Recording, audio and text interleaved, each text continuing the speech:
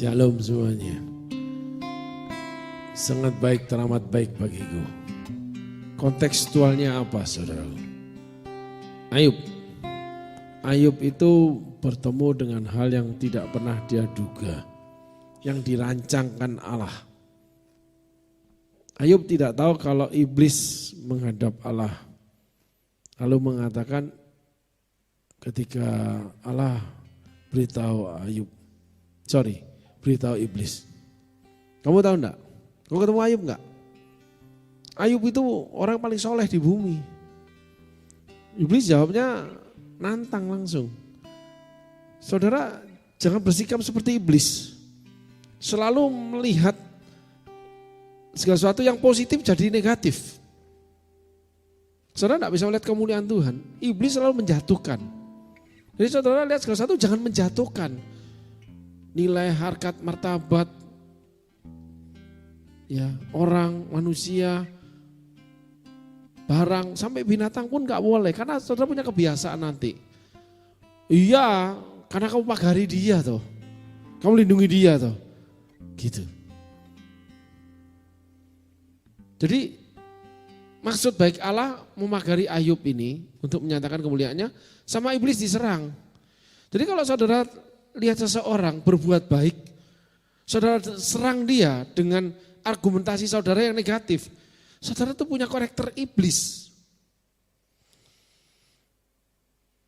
Apalagi saudara nggak tahu maksudnya apa. Terlebih lagi kalau tahu, saudara punya karakter iblis. Lalu Allah bicara, it's okay, kamu maunya apa? Coba kalau kau angkat pagermu. Dia bilang, yaudah, kau angkat deh yang pertama deh. Coba lihat apa yang Ayub katakan. Dia angkat nih, kena nih Ayub. Hartanya habis, anak-anaknya mati, dibunuh. Sampai yang terakhir, dirinya sendiri, tubuhnya, pagar tubuhnya diangkat sama Tuhan. Sehingga dia dikasih sakit gatal. Sampai digaruk pakai beling. Sesuatu yang membuat kita gatal dalam hidup. Jadi mau marah gak bisa. Mau gak marah, ya pasti marah. Gatal. Gatal sampai digaruk, sampai beling, sampai berdarah itu gatal. Yang sesuatu yang memang Tuhan letakkan, kalau diumpamakan Rasul Paulus tulis, iblis menggocoh. Gitu. Allah meletakkan duri dalam dagingku. Dan Paulus berteriak sama Allah, cabut duri dalam dagingku ini. Cukup kasih karuniaku untukmu. Nah kisah Ayub itu sama. Ayub dapat kasih karunia. Aku hidup hari ini. Semuanya karena kasih-Mu. Aku hidup hari ini, semua berkat kemurahan-Mu. Terima kasih Yesus, Engkau sangat baik, teramat baik bagiku. Lagi enak-enaknya Ayub nih, soleh. Allah itu pamerkan. Kamu lihat hambaku Ayub. Wow, hidupnya soleh dia. Iya kamu pagari. Coba kalau enggak, ya dihujatlah kamu lah. Gitu. Iya dikasih duit banyak. Coba enggak kasih duit, mau enggak melayani? Itu iri hati. Karena dia yang ngomong gitu enggak dapat duit banyak dari pelayanan. Dan orang seperti itu enggak memberi banyak dalam pelayanan. Yang saya tahu deh, enggak usah bilang firman Tuhan, pengalaman saya 28 tahun di gereja, pelayanan di dunia rohani, Kristiani. Itu rata-rata yang bersuara itu yang memang tidak puas. Kalau puas enggak akan bersuara. Ada sebuah kata-kata mutiara yang luar biasa. Itu dari negarawan Dia bilang gini, kalau rakyat kenyang, negara itu aman. Kalau rakyat lapar, negara akan tidak aman. Banyak kejahatan, pemberontakan, teroris dan sebagainya. Mereka lapar. Ada yang lapar makanan, ada yang lapar perhatian, lapar. Butuh sesuatu yang sangat mendesak, sehingga membuat keributan. Iblis itu selalu membuat keributan. Jadi kalau saudara segala sesuatu, saudara pancing untuk melakukan keributan dalam rangka melihat segala sesuatu itu negatif, bukan positif. Ya saudara adalah biang keledai, biang kedelai, bukan sih, biang kerok, troublemaker, ya pusat dari segala masalah. Salah satu bentuk kata-kata saudara dalam pandangan saudara. Karena iblis bilang, ya karena kamu mau pagari tuh. Coba kamu angkat pagarnya, dia akan menghujat kamu. Oh ya, kita coba yuk. Sampai yang ketiga, Allah cuma bilang begini, jangan kamu jamah nyawanya. Gitu. Jadi yang kedua saudaraku, sebaliknya untuk orang yang tiba-tiba musibah datang, terlepas kamu salah atau tidak menurut pendapat manusia, pokoknya keadaan itu kayak tersulut sesuatu, terbakar atau kena badai yang tiba-tiba terguling kamu ini, guling-guling kamu ini hidupmu. Padahal nggak ada tanda dari Tuhan. Itu kisah Ayub. Kamu sedang dipertarungkan Tuhan dengan iblis. Dan salah satu kekuatan Ayub, dia rendah hati, mengakui kesalahannya. Kalau Musa setia, Ayub itu rendah hati. Seperti akhirnya dia menjadi karakter seperti Daud. Ternyata iblis cuma sebagai alat mainannya Tuhan. Musibah kita itu cuma sebagai alat petunjuk jalan Tuhan untuk kamu menjadi sesuatu yang baru, yang lebih indah. Lebih indah karakter, berkatnya 2 kali lipat Ayub itu. Kayaknya semua dihabisin Tuhan. Seperti Yesus mati disalibkan, tidak berdaya. Tetapi sesungguhnya dia bisa melawan. Ayub masih ngomel, Yesus enggak. Yesus malah merendahkan diri. Dalam keadaan dia dituntut untuk disalibkan. Ayub dituntut untuk disalibkan. Hidupnya dicobai sama iblis. Minta sama Allah, diberi sama Allah, dipertarungkan. Yesus dipertarungkan di Taman Getsemani. Ayub perjalanan hidupnya dipertarungkan itu. Ternyata Yesus menjadi juru selamat setelah kebangkitan hari ketiga. Naik ke surga, duduk sebelah kanan tata Allah Bapa sebagai pengantara bagi kita. Penebusannya. Iblis gak pernah mikir itu. Iblis itu pikirannya cuma taunya menjatuhkan. Jadi jangan suka menjatuhkan kayak iblis kamu. Mandang segala itu negatif aja, lihat orang itu negatif aja. Jatuhin aja, anggap orang itu lebih rendah aja dan sebagainya. Macam-macam caranya deh, kayak iblis kamu. Sedangkan Ayub dipulihkan hartanya, anaknya, Kesya menjadi wanita tercantik di seluruh Timur Tengah. Gitu. Kemarin WA saya dia, halo bang, oh iya siapa Kesya? Oh iya Kesya, apa kabar? How are you today? Gitu, itu laku namanya saudaraku. Oh iya, chatting agak sampai malam. Maaf ya, aku mau istirahat dulu. Besok pelayanan lagi. Orang rohani aku. Oh iya, makasih bang untuk chattingnya. Bye. Gitu. Wah, gitu. Lah nggak bisa tidur saya. Gitu. Kesya paling cantik. Hartanya double. Dipulihkan Ayub. Tuhan Yesus diangkat melebihi segala langit setelah direndahkan. Tetapi perbedaannya beda Ayub sama Yesus. Yesus ketika ditantang untuk masuk ke salib, Ayub ditantang masuk ke salib. Yesus tuh merendahkan diri. Kalau Ayub masih berbantah, mengecam. Mari kita belajar. Sang sempurna memberi contoh. Jadi kalau saudara menjadi pemimpin, gembala, suami, orang tua, keadaan sulit malah ngomel, malah nuntut. Saudara jatuh, dicoba iblis. Tapi Yesus malah merendahkan diri. Ketika ditangkap, enggak melawan, muridnya potong telinga, malah ditempelin. Kamu pikir aku enggak bisa panggil 12 malaikat? Hari-hari ini saudaraku, luar biasa dibakar hidupku ini. Rasa banget. Semakin merendahkan diri, semakin diinjek aku sama keadaan.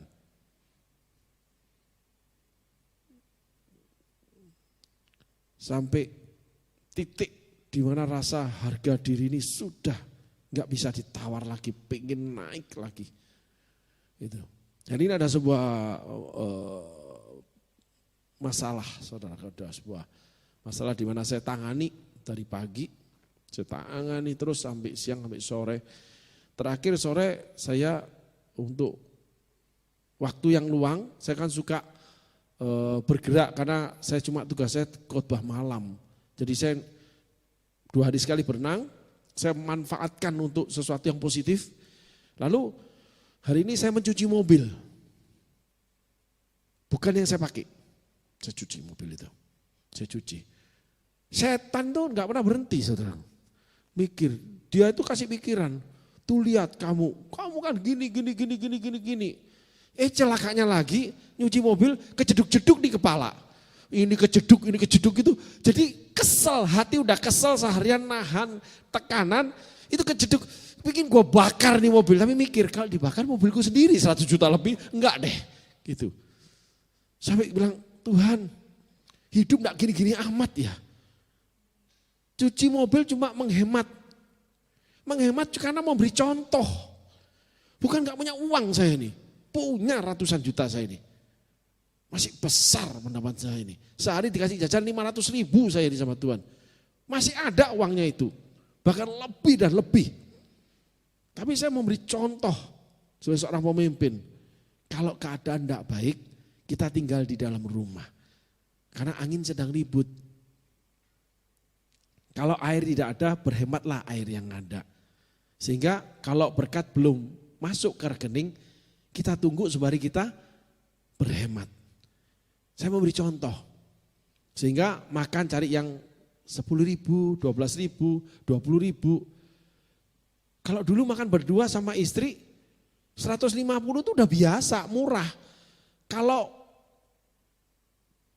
beli makanan jajan atau makan nih, kebetulan habis 50 ribu, kayaknya enggak keluar duit hari ini.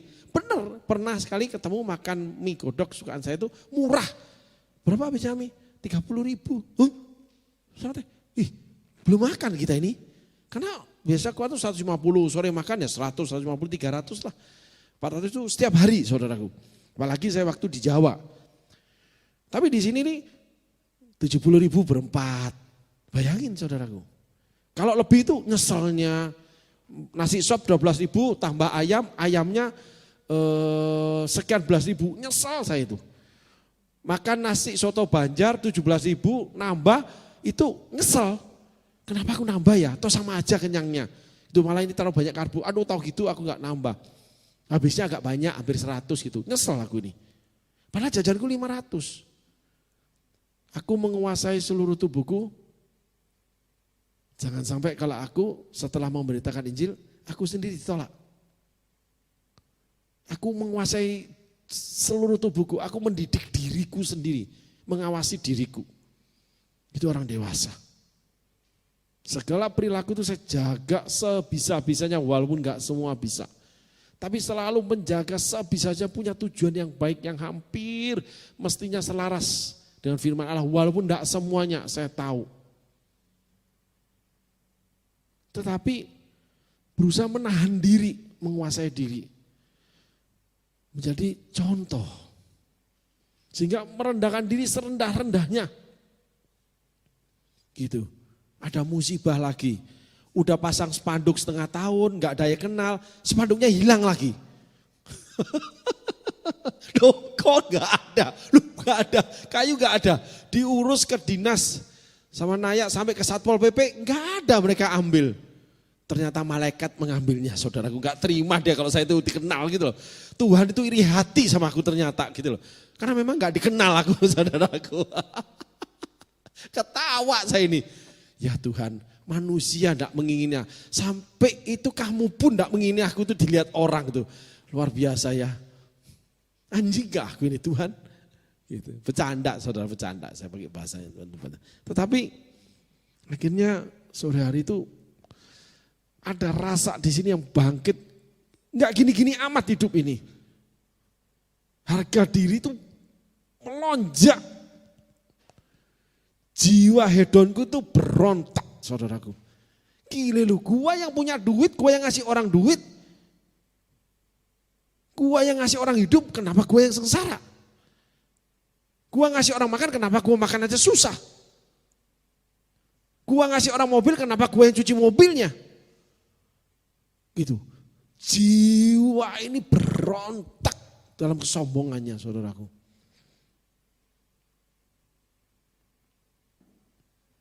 Itulah Ayub. Kau hiasi kehidupanku dengan kemurahan-Mu. Tahan. Kau rancangkan Pingin nangis, saudaraku. masa depan Sedih rasanya. penuh dengan harapan. Gini-gini amat hidup ini.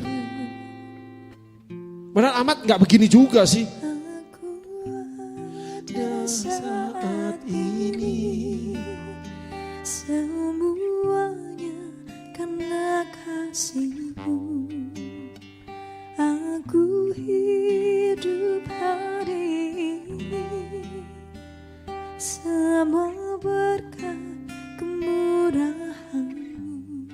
Kita ada, kita hidup karena kasih Tuhan, karena kemurahan.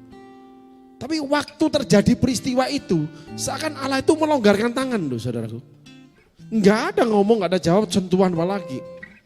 Ini berontak, saudara. Sementara nyuci mobil itu berontak saya ini. Sementara ngelap itu kejedak-kejeduk itu, sementara air mata itu pengen nangis saya ini. Hidup enggak gini-gini amat aku ini. Tapi tiba-tiba ada muncul sebuah entah pemikiran, entah suara. Tapi itu sebuah tekad. Ya. Aku harus hidup sederhana. Aku harus memberi contoh. Aku harus bisa. Aku harus mau menyalipkan diri. Aku harus menerima apa yang Tuhan beri. Dan sebagainya. Firman Allah bekerja sangat kuat buah-buahnya. Ketika saya menghadapi tantangan hari ini. Dari pagi udah sesek saya ini. Lihat keadaan. Benar-benar nyesek, nggak ada yang saya setujui semuanya. Ketika kita mau on air, sebenarnya bukan lagu ini yang saya minta. Tapi ketika lagu kedua, lagu ini dinaikkan, rasa Tuhan mulai hadir. Saya tahu, dia jawab cerita hatiku. Semua karena kasih kemurahan Tuhan. Nggak boleh sombong. Nggak boleh merasa karena saya yang beliin mobil, saya ngasih orang makan, saya ngasih orang hidup, saya yang penghasil uang. Lalu saya boleh nuntut.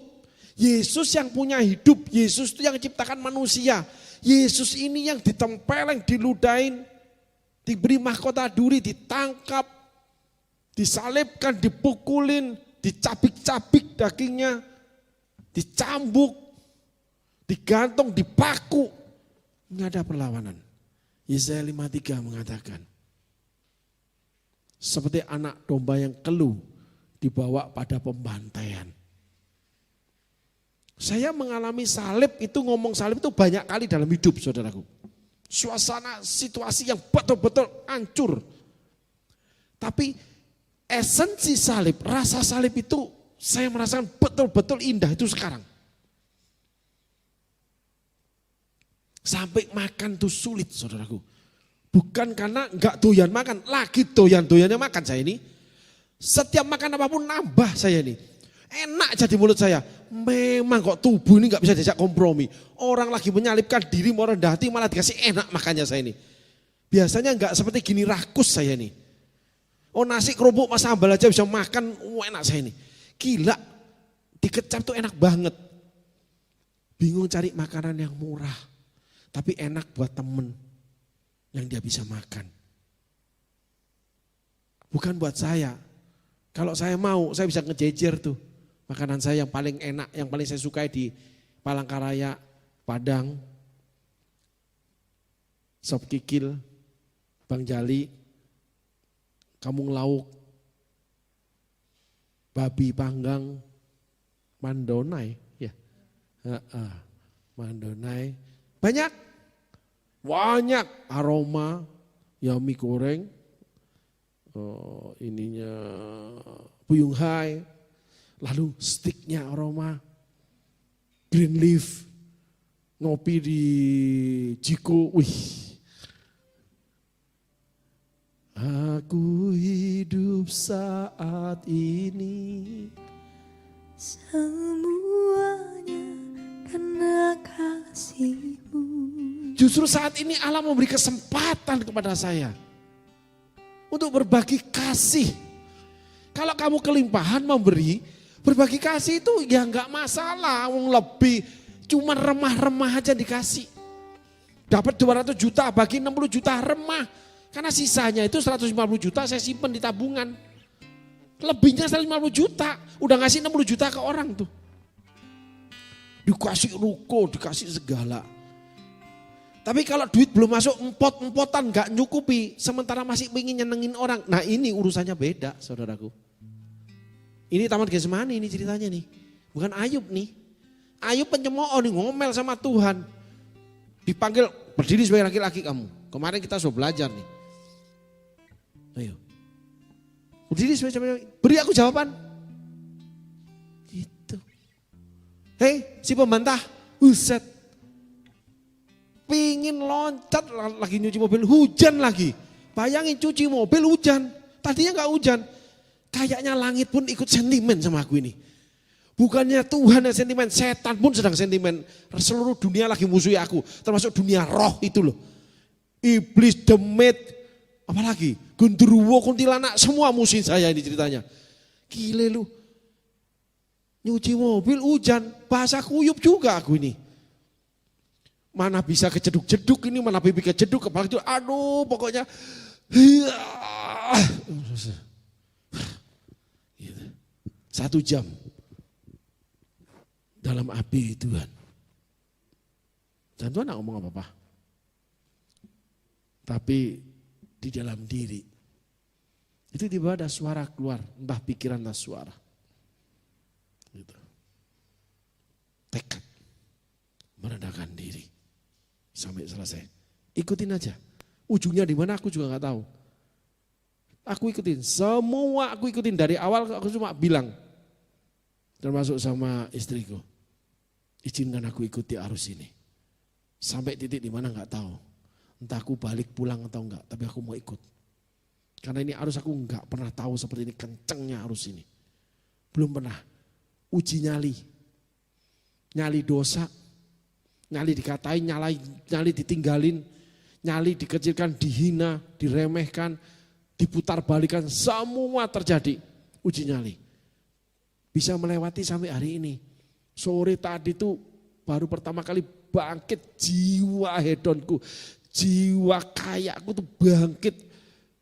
Jiwa bahwa aku ini orang yang diberkati itu bangkit, betul-betul bangkit saudaraku. Dan itu betul-betul kayak malu terhadap diri sendiri. Kamu tuh kok gini-gini amat sih. Bayangin orang yang gak malu dengan diri bisa malu loh saya ini. Kalau orang selalu bilang teman-teman paling kenal, yang gak kenal aja ngomong, pede banget sih ini orang. Gak pernah mau melemahkan diri, gak ada kok. Dipukul jatuh hancur pun bangkit saya ini. Ngesot bangkit saya ini. Gak ngurus saya ini. Ya gak apa-apa, tinggalin. Bye. Sama istri juga sama. Udah, ambil posisi kamu. Sama anak sama. Semua orang saya pernah sama. Ambil posisi deh, nanti aku ambil posisi. Sesuai dengan posisimu soalnya. Gak pernah undur. Gak pernah merasa malu. Gengsi itu luar biasa buat saya. Berdiri teguh laki-laki luar biasa. Tadi itu bisa lihat diri itu malu loh. Nyuci sebagai malu. Loh, aku kok malu? Malu apa? Kok gini-gini amat kamu ini? Dan ketika lagu ini ditawarkan Tuhan untuk saya. Aku hidup saat ini. Semuanya karena kasih-Mu. Saudaraku sadarlah.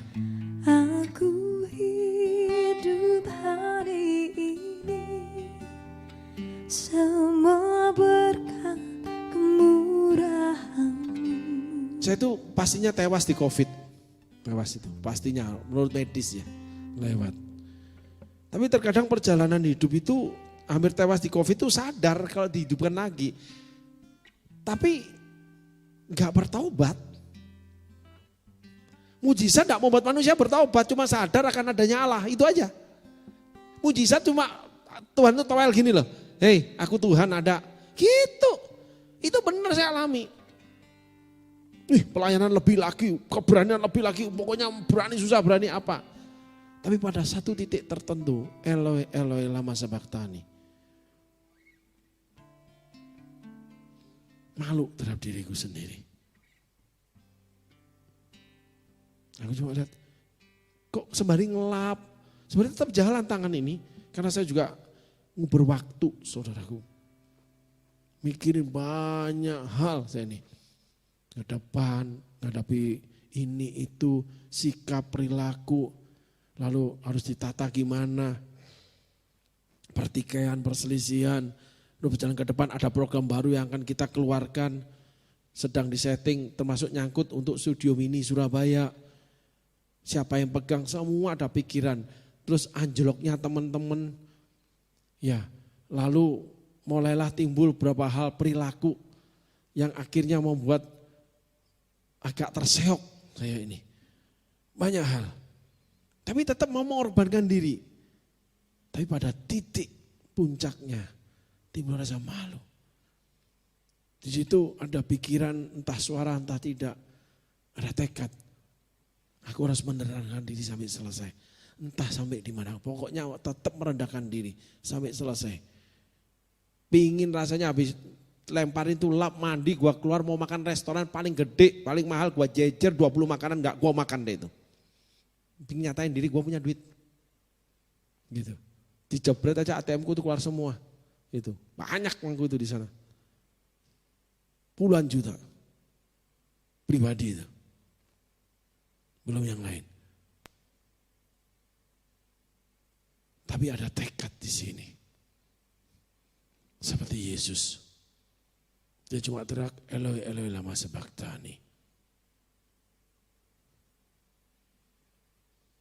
Paling susah merendahkan diri saudaraku. Merendahkan diri di atas gunung sih gampang saudaraku. Banyak orang merendahkan diri tapi dunia enggak seperti itu. Bayangin, ngebelain orang kecil, orang gagal, orang susah. Yang enggak bisa dibelain. Tapi tetap diri ini pingin belain. Coba bayangin. Enggak tahu terima kasihnya, enggak tahu dirinya. Yang tangan bersih, kepala rapi, baju necis, hancur lebur semuanya. Dibarengi dengan keberadaan teman-teman yang lain. Udahlah, enggak ada pengharapan. Udahlah, gantung diri aja. Tapi di situ malah menurut saya gitu, seakan Tuhan itu bicara, inilah kesempatanmu untuk merendahkan diri. Menabur dalam masa kekeringan, memberi dalam masa kekurangan. Ada itu di Alkitab saudaraku. Keadaan sedang gonjang-ganjing, runtuh dan sebagainya menurut apapun siapapun yang ngomong. Sangat menakutkan keadaan pelayanan, tapi meluncur kayak roket meteor di dalam mimbar Allahnya, firman-Nya. Jujur, sementara kan saya pakai sendiri nih. Bagaimana banyak Tuhan singkapkan, ungkapkan yang saya kadang gak mengerti, tiba-tiba bisa mengerti. Bagaimana Roh Kudus bekerja melalui dasar kebenaran firman yang luar biasa. Pengungkapan, penggabungan, lalu menilik karakter, mutiara-mutiara yang tersimpan kata demi kata, itu saya kagum dengan ilham Roh Kudus yang diberikan. Saya sendiri mengaguminya, bukan saya tapi mengagumi yang Roh Kudus berikan. Sesuatu yang tidak pernah saya dapat 28 tahun melayani Tuhan. Saya dapat di mimbar saat ini, Jesus Call sama Sunday and Midweek Service, saudaraku. Tapi diri sini ini dihancurkan. Bahasanya bukan dihancurkan sih, menerima dan bekerja sama untuk dihancurkan. Seperti Yesus Taman Getsemani, kalau boleh cawan ini berlalu, tapi jadilah menurut kehendakmu. Adakah kerendahan hati di hati saudara hari ini? Kalau sedang kaya merendahkan diri, dengan miskin kita sudah belajar. Tapi kalau sedang hancur merendahkan diri dengan orang yang tidak punya apa-apa. Yang tetap kamu harus memberi pertolongan. Yang tetap hidup bergantung dari kamu. Sedang rewelnya luar biasa. Enggak pedulinya luar biasa. Repotnya luar biasa ngurusnya. Kira-kira saudara mesti gimana? Mampu loh, punya kekuatan, punya kekuasaan, apalagi dibarengi dengan duit. Gampang menyelesaikannya. Tapi keindahan Tuhan ketika disalibkan, dia tidak pakai kuasanya memanggil 12 malaikat. Dia diikat, diborgol, dibawa oleh tentara, dipukulin, diludahin, dipasangi mahkota duri, dicambuk, lalu ditusuk dengan paku, digantung 3 jam, terus disuruh minum air cuka, dia haus, habis itu ditusuk lambungnya dengan tombak. Gak ada dia teriak, gak ada dia mengecam, dia jalani tanpa ujung, karena tujuannya satu, baik, dia menebus manusia.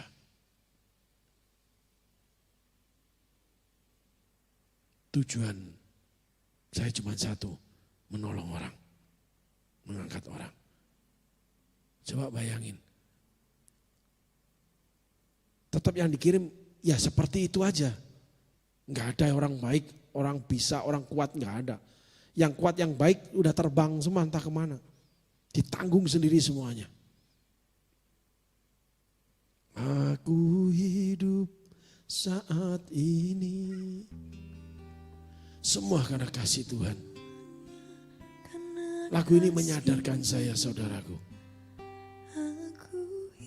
Mari engkau yang di sana, engkau sedang hancur. Mungkin ini saatnya Tuhan membuka kesempatan engkau. Justru ketika engkau hancur, engkau menghidupkan orang lain.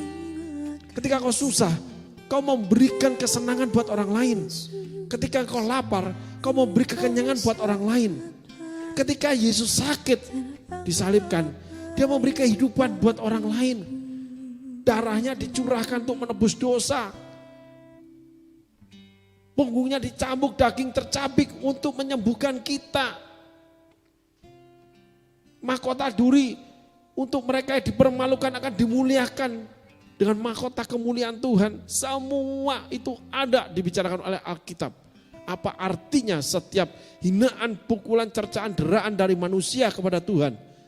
Apabila kita mau merendahkan diri seperti Yesus.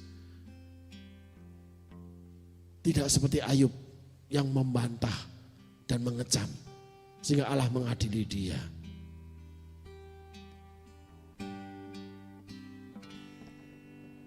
Kau hiasi kehidupanku dengan kemurahan-Mu.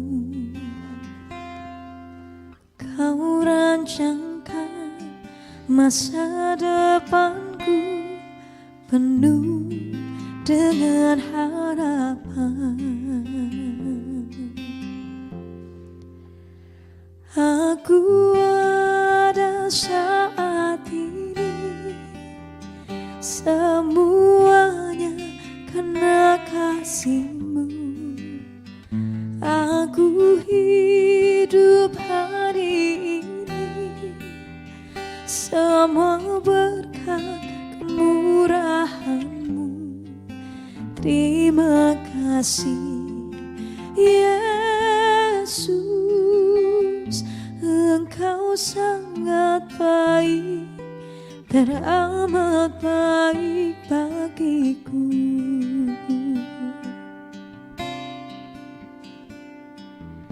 Kau hiasi kehidupanku dengan kemurahan-Mu. Kau rancangkan masa depanku penuh dengan harapan. Aku ada saat ini, semuanya karena kasih-Mu. Aku hidup hari ini, semua berkat kemurahan-Mu. Terima kasih Yesus, Engkau sangat baik, teramat baik bagiku. Ada satu perkara yang saya juga nggak ngerti dari mana, saudara, ketika memasuki jalan ini. Arung jeram yang luar biasa derasnya ini. Terantuk-antuk batu itu, rasa remuk semua badan ini. Setiap hari rasa remuk ini. Nggak ada hari bahagia rasanya. Ngerasain tuh nggak bisa, selalu ada aja deraan setiap hari. Tapi ada satu hal yang dari awal aku perhatikan. Kayaknya aku ini berubah deh. Jadi sabar, nurut. Kadang otak ini kurang bening, gak cerdas lagi. Ayo, ya. Yuk, ya. Oke, ayo. Kalian mau apa? Kamu mau apa? Ayo. Ngikut aja. Kayak lembu yang dicocok hidungnya aku ini. Sehingga ada beberapa teman yang merasa Bapak berubah banget. Dulu gak begitu.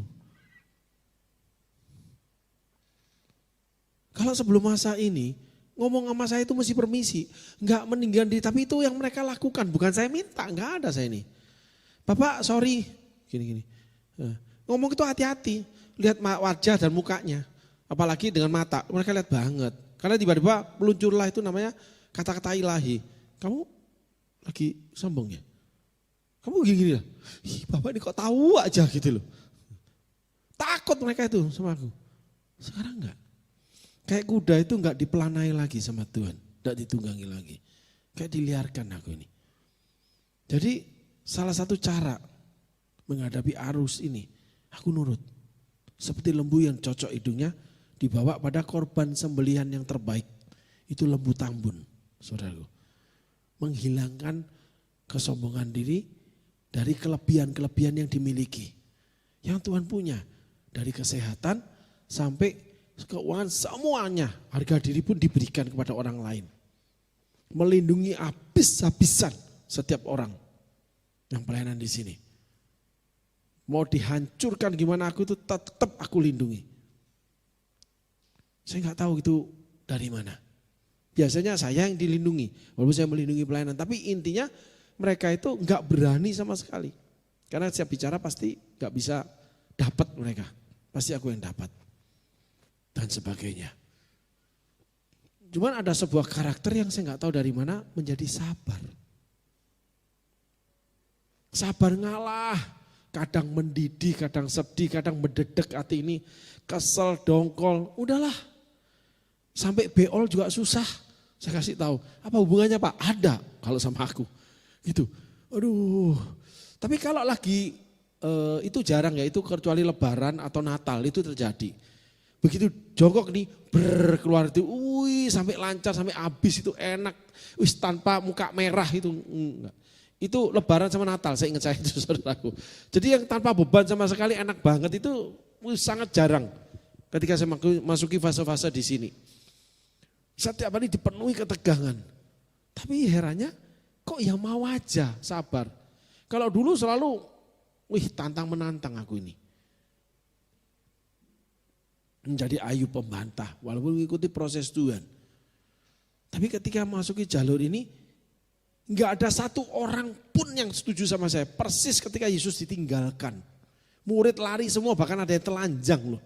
Dia sendiri ditangkap, digiring, dibawa, diludahin, dikebukin, ditutup mukanya, ditutup selubung mukanya itu. Dikasih mahkota duri, diseret, dicambuk, habis itu dilepaskan ke penjara, habis itu dibawa suruh pikul salib ke Golgota. Dikata-katain sama tentara Romawi. Kalau kamu memang berkuasa, lepaskan dirimu. Kalau kamu memang raja, kamu mesti begini. Itu diolok-olok, diketawain. Seluruh dunia wait and see untuk saya. Tapi saya nggak tahu kenapa keberanian ada. Nggak pernah undur saya ini. Tapi ada kesabaran. Entah gimana, kaki ini manut aja melangkah. Tangan ini tetap kerjakan aja. Kepala ini tetap nunduk aja, manggut aja. Untuk apa yang harus dikerjakan? Orang-orang yang gak mampu, orang-orang yang gagal, yang miskin, yang sombong, yang rewel, yang angkuhnya, yang cerewet, semuanya ada. Sampai gak tahu diri pun ada. Gak tahu malu apalagi, banyak sudah. Tapi ya hati ini nyantai aja, terima aja. Saudara. Itu di luar konteks saya sebelum saya memasuki fase ini. Semua orang menghormati, semua murid menghormati. Kalau saya ngomong A itu berduyun-duyun mereka lakukan. Belum ngomong aja sudah dilakukan kok. Apalagi kebutuhan. Ya. Tapi seakan-akan pagar itu hilang. Bergumul sendiri, berjuang sendiri, menata sendiri. Masih lebih, gak kurang aku ini. Tapi nggak tahu kenapa punya hati terseret arus itu untuk selalu memberi. Walaupun disakiti. Bingung saya ini. Walaupun dipermalukan. Diperkosa hak saya. Diludahin. Dihina, dikata-katain. Dan sebagainya. Memang berbeda fasenya ini. Lah saya juga nggak tahu kenapa. Sehingga sampai titik sore tadi jam 4 sore lebih 10 menit kalau salah 15 menit. Setelah seharian ngurus sesuatu, saya cuci mobil itu. Memang saya bertekad mau cuci mobil itu. Daripada uang 50.000 cuci mobil, aku yang nyuci aja. Big bossnya ini yang nyuci. Yang uang makannya 500.000 harus hangus, hilang itu. Setiap bulan 15 juta masuk rekeningku khusus untuk makan. Uang 50.000 disayang. Padahal uangku 15 juta ada loh masuk itu. Tanggal 1 itu masuknya. Sekarang bahkan lebih daripada 500.000 jatahku itu. Gak ada keinginan pakai, bahkan lebih hemat lagi. Cuci sendiri aja, toh ada waktu, biarin lebih sehat. Alasan ada aja. Tapi ketika mencucinya, tiba-tiba rasa itu bangkit. Sering saudara seperti itu. Tiba-tiba keangkuhan itu bangkit. Jiwa hedon saya, jiwa kaya, jiwa gengsi, jiwa yang, saya ini penikmat banget untuk berkat Tuhan. Enggak ada yang enggak saya nikmati. Malah sekarang kalau ngopi banyak dicampur air. 2 teguk, 3 teguk kasih air, 2, 3 teguk kasih air. Pernah juga sering kali bawa dari rumah dulu minta es di tempat kopi. Loh saya ini orang paling gengsi, teman-teman yang lama ikut saya tahu deh. Ini orang paling gengsi nih. Gitu. Apalagi soal duit, saya gak mau dicela. Malu punya Tuhannya nanti. Gitu. Gak mau, yang murah itu gak mau saya ini. Bayangin bawa kopi minta es batu ke tempat yang namanya coffee house. Lucu kan saya ini, tapi langganan. Tahu orangnya juga. Bayangin, demi untuk apa? Uang kopi saya ini bisa saya kasih ke orang lain ngopi. Padahal itu uang saya masih lebih 500.000. Awalnya cuma gini loh, aku masukin arus ini. Gitu. Ini arus kencang banget, dalam banget. Gak bisa ngukur aku. Tapi ikutin aja deh, belum pernah aku seperti ini. Sehingga seringkali Taman Getsemani terjadi, saudaraku. Tapi pada akhirnya, kerelaan, tekad, kasih, itu menang saudaraku. Bukan dibilang saya itu mengasihi, enggak. Tapi saya enggak tahu kenapa kok ya akhirnya keluarlah suara itu, enggak. Aku harus punya tekad, aku harus bertekad. Aku tetap harus merendahkan diri saat ini. Ini adalah kesempatan Tuhan beri. Untuk aku merendahkan diri, memberi. Di mana kesulitan itu berlaksa-laksa jumlahnya sudah. Kalau untuk menyelamatkan diri gampang saudaraku aku ini. Sangat mudah. Sungguh sangat mudah. Besok beli tiket jalan aku ini. Barang di sini aku jual semua. Dapat duit aku ini. 700-800 lah aku bisa dapat. Bisa lebih. Aset aku jual semua dapat aku. Besok naik tiket, naik pesawat itu udah ada yang jual semua itu. Dapat aku duit itu. Tapi ketika ngelihat manusianya, nggak tega hati ini.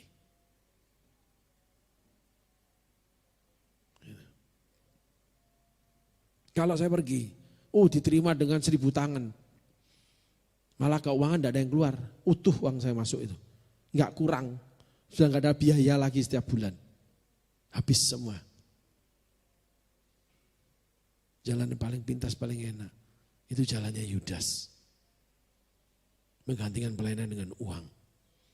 Jadi engkau di sana, engkau sedang dalam kekurangan, kau menerima proses yang sama. Di mana seakan-akan keadaan menuntut kamu untuk merendahkan diri.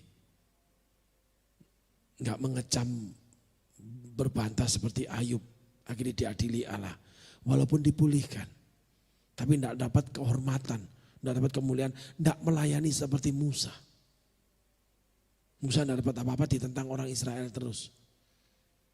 Musa setia, bahkan menyelesaikan masalah Tuhan, masalah umat, ngurusin semuanya, ngajarin, bikin tabut dan sebagainya. Bahkan tidak mau ditinggalkan Tuhan. Kalau Ayub enggak, bertahan, membantah, mengecam, diberkati sama Tuhan. Tuhan tuh baik, double. Kesia, semua ternak dia dipulihkan 2 kali lipat. Mungkin istrinya jadi selusin, nggak tahu aku. Jadi aku mau tanya Ayub, rahasianya apa? Gitu. Selusin nek, lumayan selusin itu. 12 hari sekali, 2 minggu setengah. Gitu. Ada rehatnya enggak ya? Enggak tahu aku sudah. Gitu. Daripada Salomo 1000, mending aku selusin. Kan sama saja. Beda, Bray. Gitu.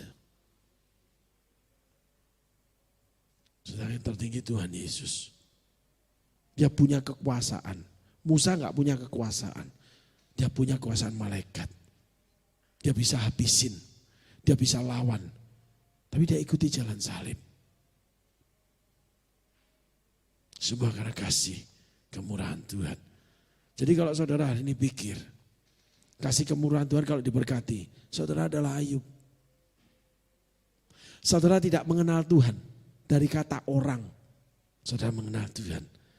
Tolong ditayangkan firman ini. Kemarin kita bahas satu pasal Ayub, hari ini kita bahas pasal yang lain.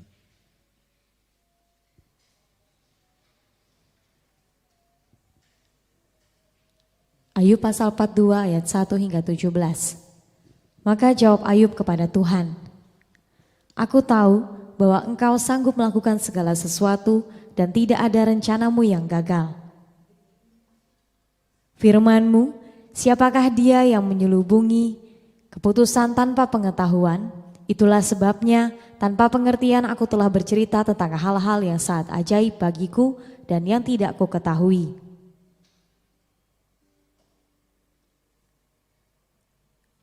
Firman-Mu, dengarlah maka akulah yang akan berfirman. Aku akan menanyai engkau supaya engkau memberitahu aku. Hanya dari kata orang saja aku mendengar tentang engkau, tetapi sekarang mataku sendiri memandang engkau. Oleh sebab itu aku mencabut perkataanku dan dengan menyesal aku duduk dalam debu dan abu. Coba saudara perhatikan. Kemarin kita bicara Allah itu menghadapi Ayub, dia buka pengadilan, berdiri sebagai laki-laki kamu, hai Ayub, hai pengecam, hai pembantah. Ini pengadilannya saudaraku. Ayat 1. Maka jawab Ayub kepada Tuhan.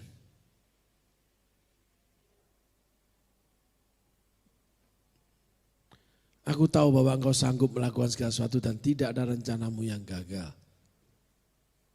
Lihat, dia mulai mengakui Tuhan.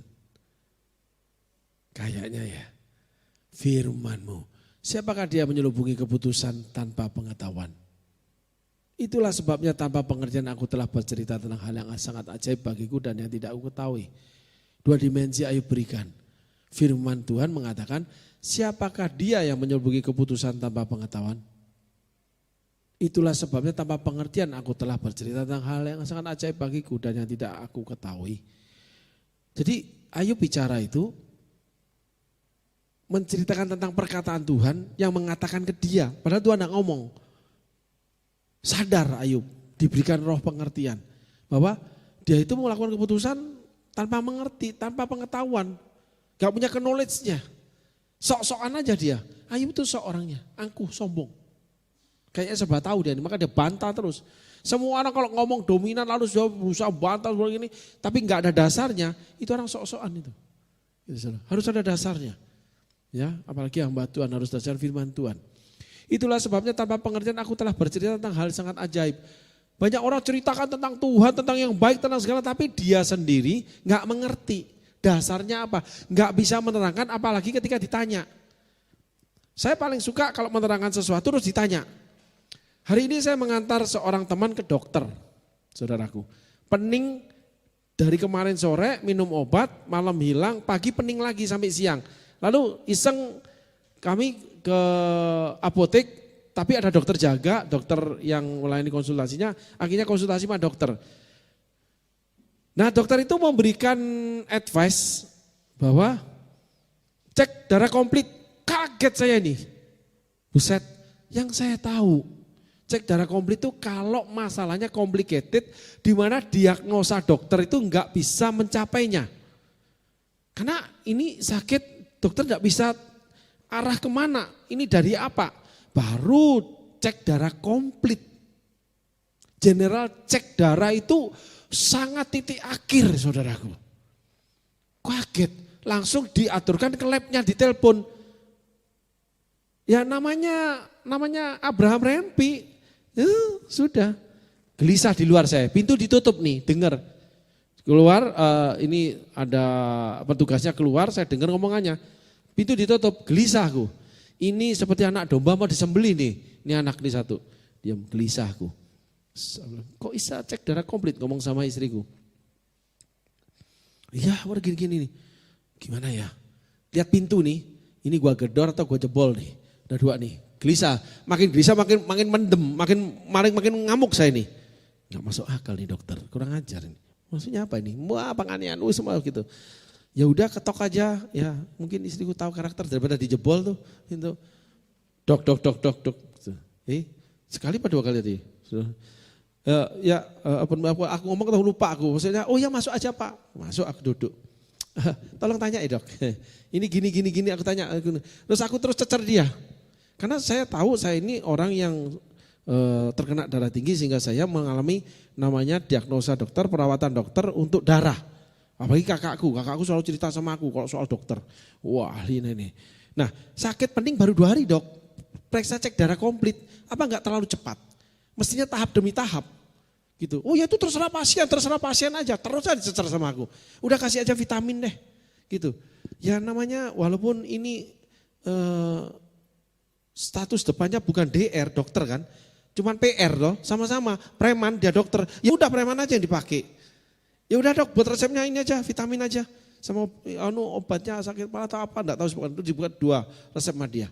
Gitu. Ya makasih ya dok, pergi aku. Turun ke bawah nih, bagian apotekernya di Kimia Farma aku nih. Ditanya detail sama aku. Kalau orang kurang darah itu gimana dok? Karena istri saya ini kalau lagi mens itu banyak dok, apalagi mbaknya ini banyak. Ini apalagi kalau mau pramenopause itu kan begini-begini. Jadi kalau kurang darah itu minum obat apa? Vitamin apa? Wah dia terang ditanyain sangobion dikasih ini itu sampai dari itu. Bedanya apa obat ini dengan sangobion? Ya bedanya nggak banyak sih Pak, tapi olah obat beda pabrik, beda harga banyak Pak. Ini berapa 100.000, sangobion berapa 17.000, 17.000. Orang lagi susah loh mau macam-macam. Karena memang nggak ada bedanya, beda pabrik, kemasan, gitu. Tapi unsur di dalamnya sama semua, gitu. Muka mereka ngelayan itu nggak enak. Saya cuma bilang, sorry ya, kalau ini saya tanya detail ya. Saya bilang gitu. Tapi saudara harus ingat ini cuma saran. Di dunia ini termasuk di Indonesia, pasien berhak mendapatkan keterangan. Pembeli obat berhak mendapatkan keterangan. Itu diatur undang-undang.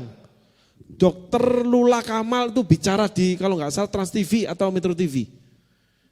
Untuk pasien Indonesia, itu kalau diberi resep dokter dia berhak menanyakannya. Untuk apa dan bagaimana. Biasa dokter nggak mau kasih keterangan. Gitu. Dari dokter Lula Kamal, saya itu belajar. Maka saya tanya, detail akhirnya udah beli vitamin ini aja, beli ini beli, oke proses, beli. Enggak terus diperiksa buta kita ini enggak tahu, enggak punya pengetahuan. Kayak Ayub. Lalu buat keputusan, iya aja. Periksa darah komplit, emang dideh, darah ayam kali. Enggak begitu caranya. Orang dokter aja setiap kali saya periksa dikasih obat, 5 hari nggak sembuh balik baru diperiksa cek darah. Enak aja malah agak-agak ngotot gitu, agak-agak gimana dokternya badannya agak gimana gitu. Enak aja lu nggak ada gitu. Ya karena status saya kan preman, ya kan tenang aja. Gitu. Karena memang tidak bisa tanpa pengetahuan. Saudaraku, coba lihat ayat firman ini.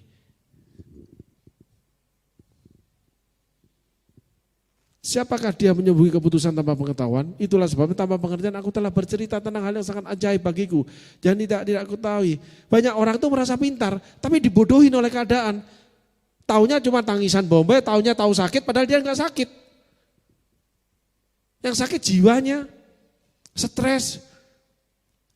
Lambung itu, kalau stres lambungnya kena, itu sakit kepala. Teman saya yang cerita, dia minum obat lambung, obat mah, hilang sakit kepalanya. Kalau minum obat sakit kepala berhari-hari nggak hilang-hilang. Lalu ada lagi yang namanya flu. Saya pernah kena flu itu.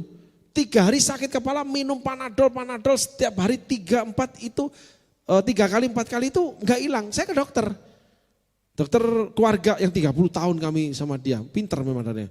Coba periksa, darah periksa, tak gini, bikin resep. Dok sakit apa dok aku ini dok? Sakit kepala, takut darah atau apa organ tubuh ya, namanya sakit kepala kan itu otak nih. Gitu.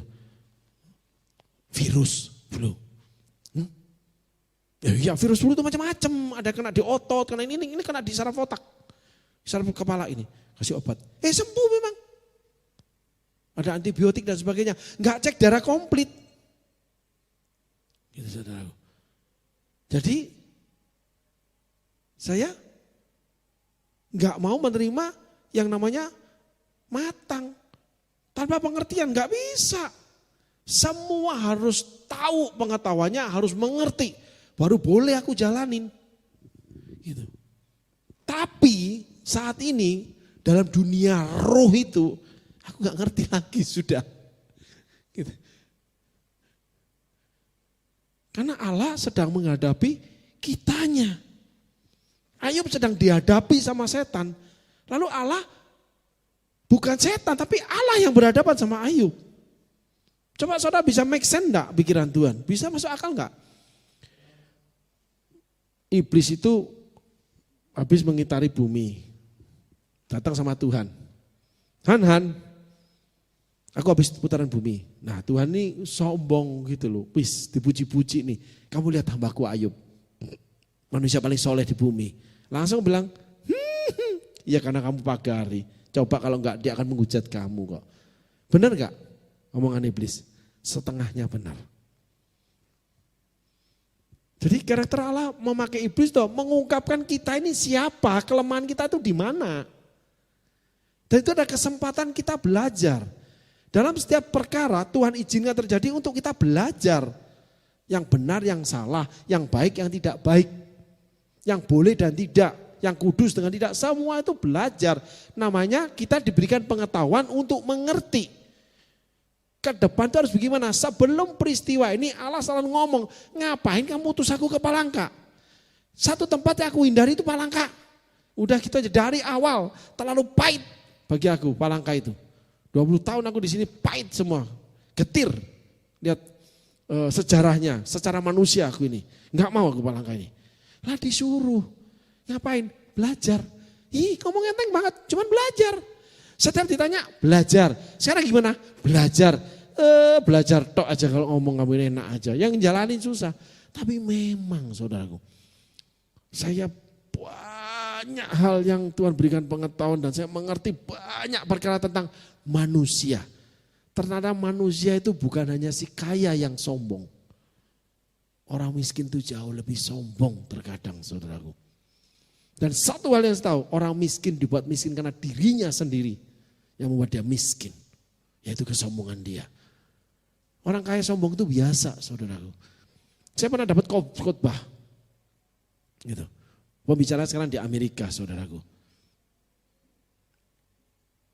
Bukan orang kaya aja yang sombong, orang miskin juga sombong. Terus dia khotbah bla bla bla gitu. Saya bilang, masa sih? Karena saya juga miskin saat itu. Setelah saya tahu. Dan saya tambahkan, banyak orang miskin karena perilakunya yang membuat dia menjadi miskin. Dan selama-lamanya dia miskin. Saya temui banget, saya belajar. Belajar punya buku yang diberi sama Tuhan. Pengetahuan dan pengertian saudaraku.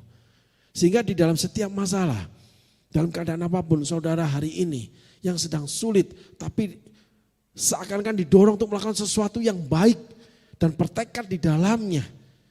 Karena itu perintah Allah awalnya. Sampai hari ini saya bilang arus ini membawa saya cakap mengendalikan masalah.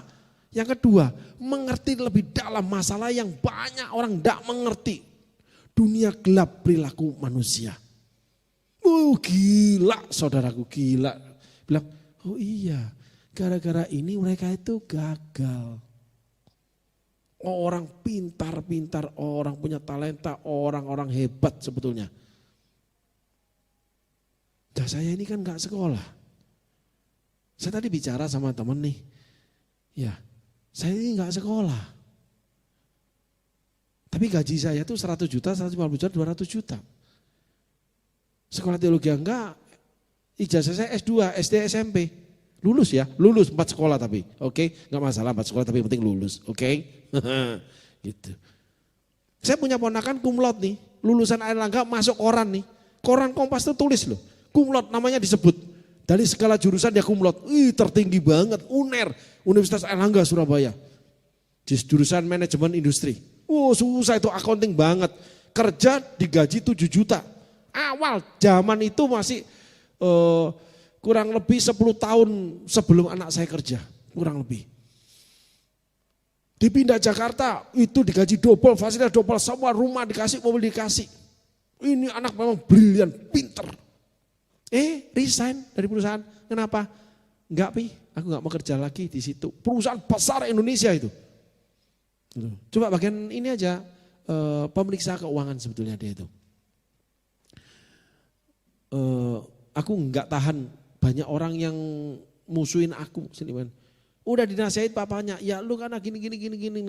Kalau saya bilang gini loh, enggak ada orang iri hati dengan orang miskin. Enggak ada orang iri hati dengan orang lumpuh, enggak ada orang iri hati dengan orang buta. Enggak ada orang iri hati dengan orang yang enggak bisa makan.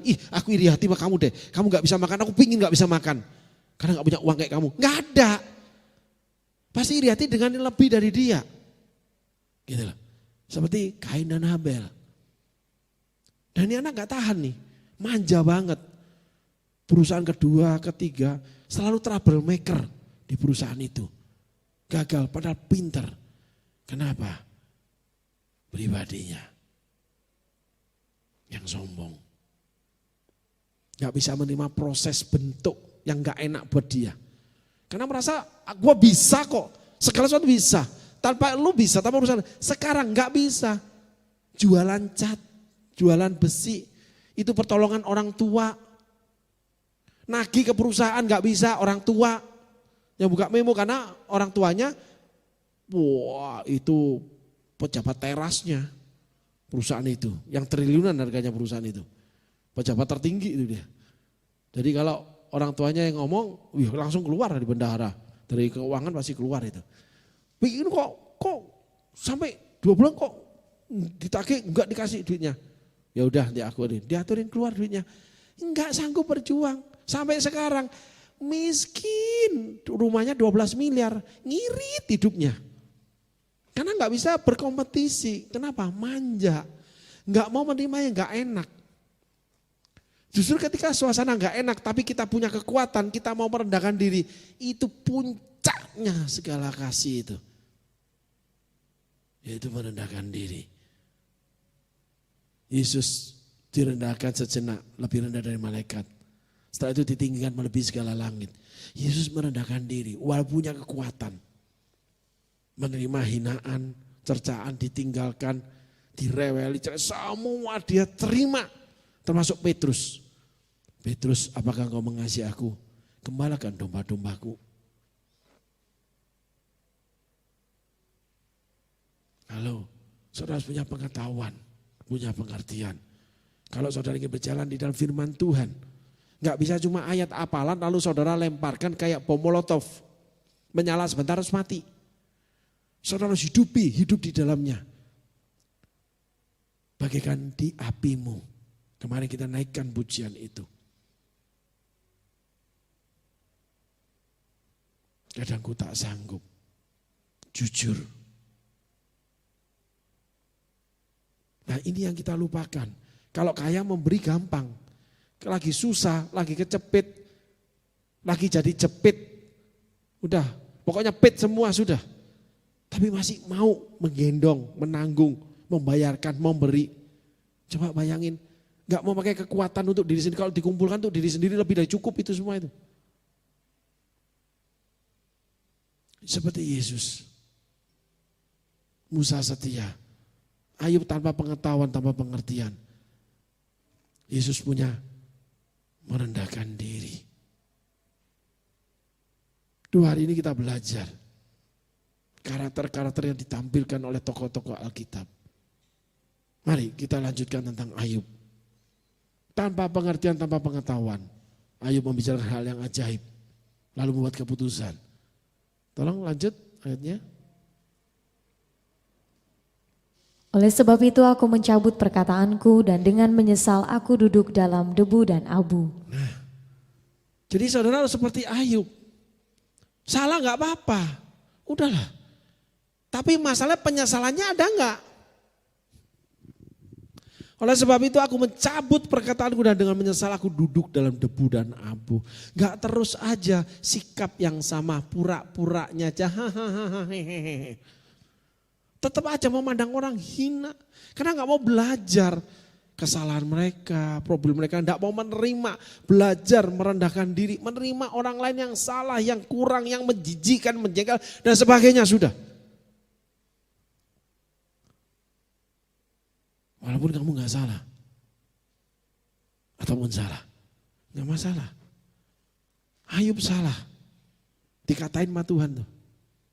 Diadili Tuhan. Dikatakan pengecam, pembantah. Ayub mencabut perkataan dan dengan menyesal aku duduk dalam debu dan abu. Tidak mengangkat lagi kejayaan, kekayaannya. Tidak mengangkat lagi hal yang lain yang bukan yang dinamakan apa yang diadili Tuhan dalam hidup kita. Yang diarahkan Tuhan dalam hidup kita. Berkata-kata memutuskan yang tidak ada pengetahuan dan tidak mengerti. Asal coblak ngomong karena punya duit. Karena udah kaya. Karena udah jaya, udah punya kekuatan bisa berdiri sendiri, mandiri. Lalu menjustifikasi orang lain. Itu orang sombong. 3 teman Ayub dihukum sama Tuhan. Kecuali Ayub minta pengampunan. Ngomong firman Tuhan loh. 3 teman Ayub. Tapi tidak dengan benar. Tidak ada pengertian yang benar. 3 teman Ayub yang bicara tentang Tuhan. Yang bela Tuhan. Yang memojokkan Ayub. Ada pribadi yang keempat nih. Yang kita belajar 2 hari ini.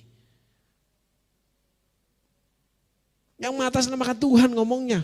Orang-orang kaya. Temannya Ayub. Ayub lagi susah.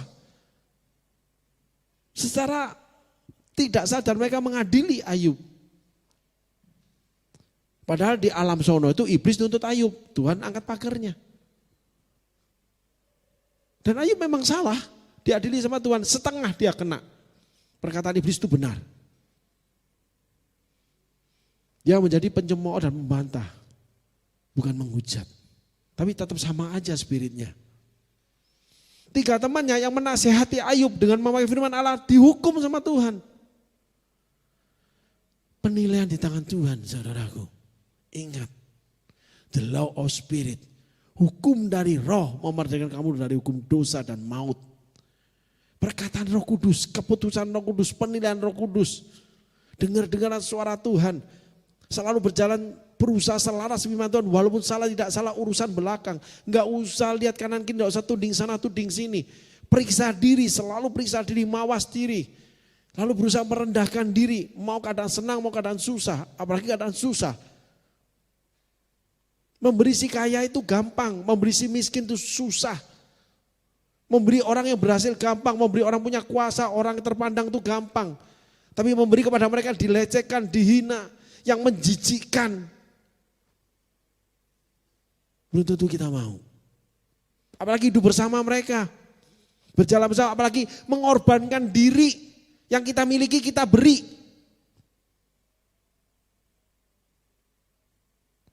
Aku hidup saat ini. Semuanya karena kasih-Mu. Aku hidup hari ini, semua berkat kemurahan-Mu. Kasih, kemurahan, kasih, rela berkorban, kemurahan, memberi yang dia sendiri yang miliki. Dia sendiri korbankan dirinya, tidak memiliki. Semua dinihilkan. Semua harus kita rendahkan. Saya mengenal esensi salib di sini. Rasa taste-nya salib.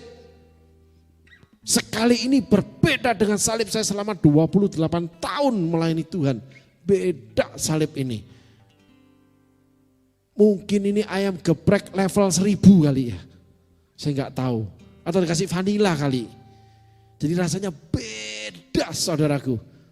Itu namanya gemes dalam marah itu. Itu rasanya. Tapi nggak berkutik.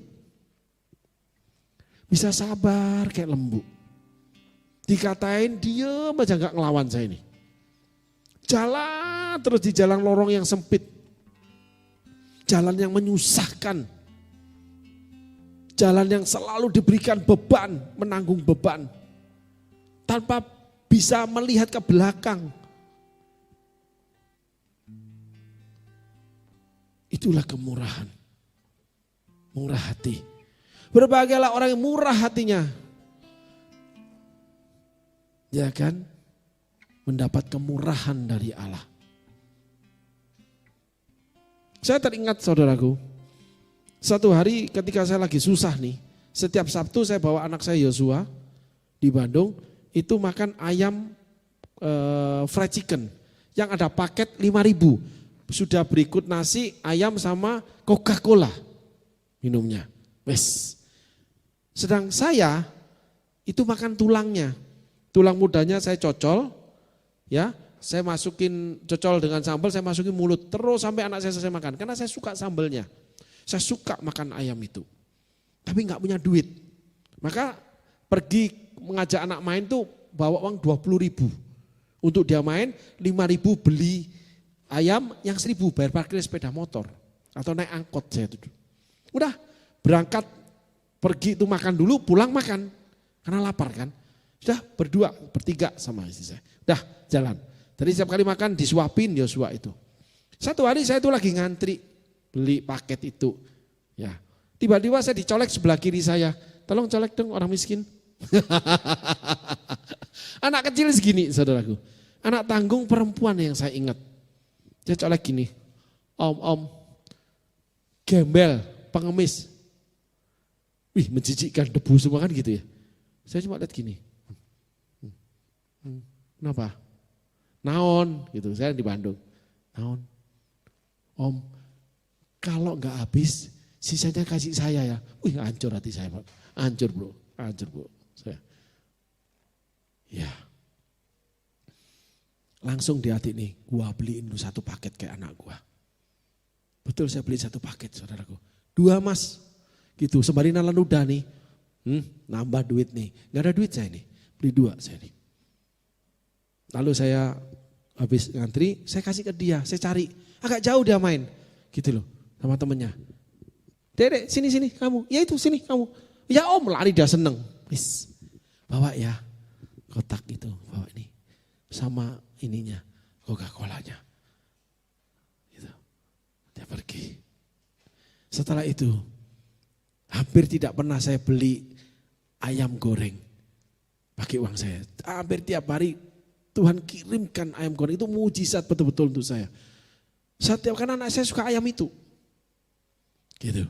Saudaraku. Di situ saya mengenal namanya kemurahan di sana. Tapi bukan ayam yang dikirimkan buat saya, enggak.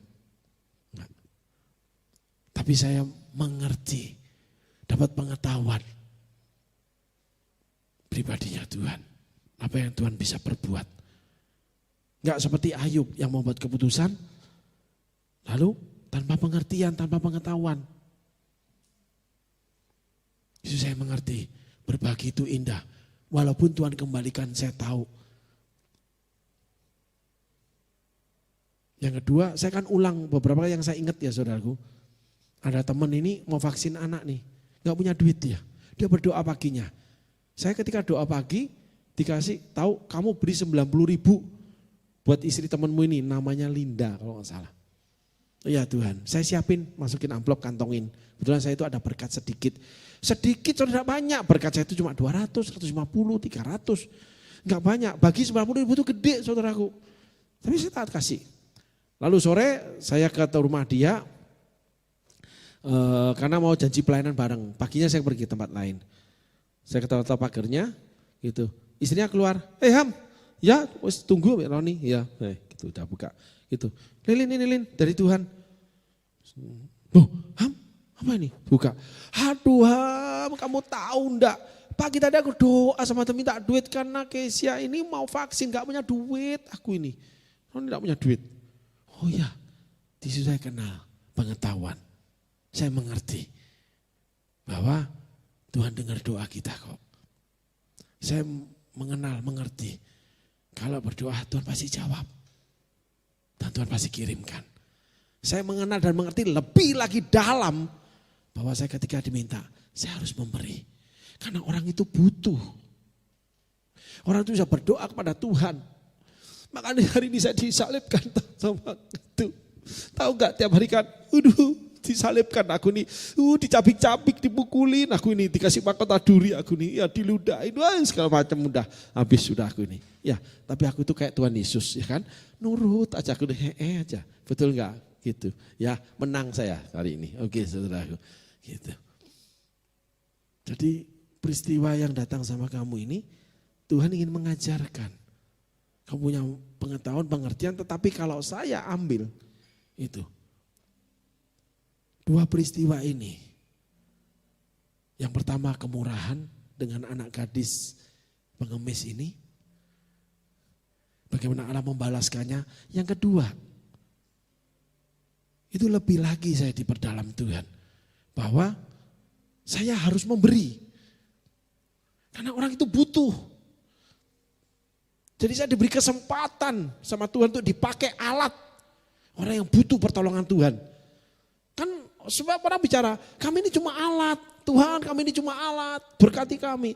Tapi pengetahuan pengertian itu enggak mengalami kejadian realnya.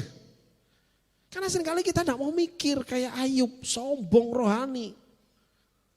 Di situ saya berpikir, iya ya Tuhan, kau beri kesempatan aku menjadi alat untuk anakmu yang butuh pertolonganmu.